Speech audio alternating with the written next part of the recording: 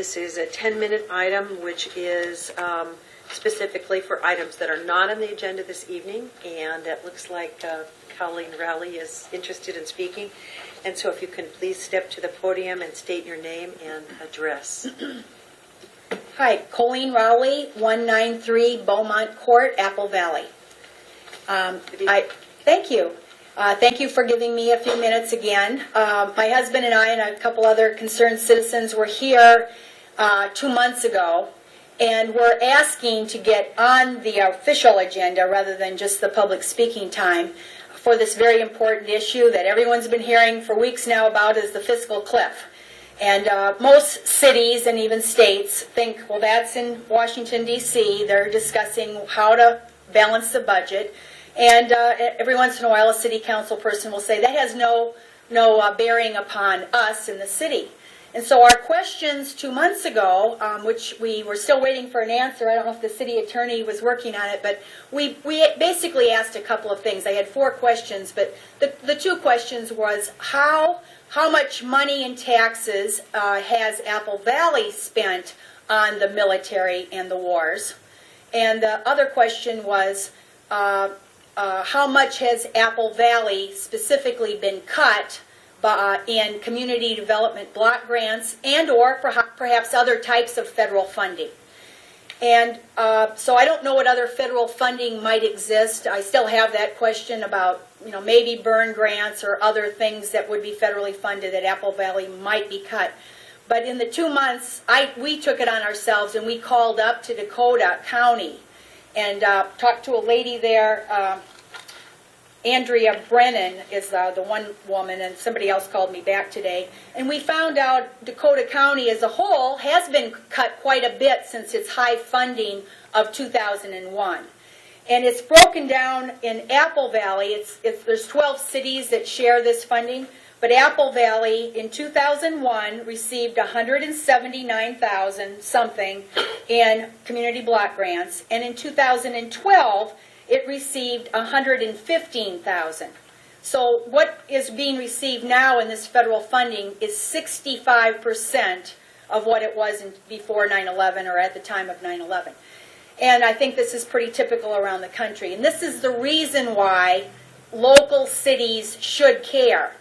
Now, a number of national cities in the country, along with the Mayor's Conference, have passed this resolution. I didn't make copies this time because I gave copies last time, but I do have 1 copy, so I'll leave it here. This resolution, which is part of the National Priorities Project, is getting passed. And it got passed, last time it was just in St. Paul. Last Friday it passed in Minneapolis. And it's going to go before the Duluth City Council, I think Monday. Des Moines, Iowa passed it the week before. And so there are a lot of cities that are considering this, and I think it's a very legitimate question to get on the official agenda. So the request is to be on the official agenda. We can bring more facts and figures about monies being spent. For instance, they can extrapolate and guess, basically estimate how much tax money is going from Apple Valley citizens for military and Pentagon. I've also brought, and I did make extra copies of this tonight, this week, actually it was the same day that the resolution passed on Friday, there was an op-ed, and this op-ed was in a lot of newspapers around the country because it's syndicated. So the title of this op-ed is "Defending the World is Bankrupting America." And I think it's an op-ed that's worth reading and glancing at because it is, what happened to the Soviet Union and fighting its wars, long war in Afghanistan. And I think we are seeing the impact. The second page is actually a little article about the Minneapolis City Council passing this resolution. And it includes a pie chart showing that 59% of the discretionary, this is on the federal level, is going for Pentagon and wars.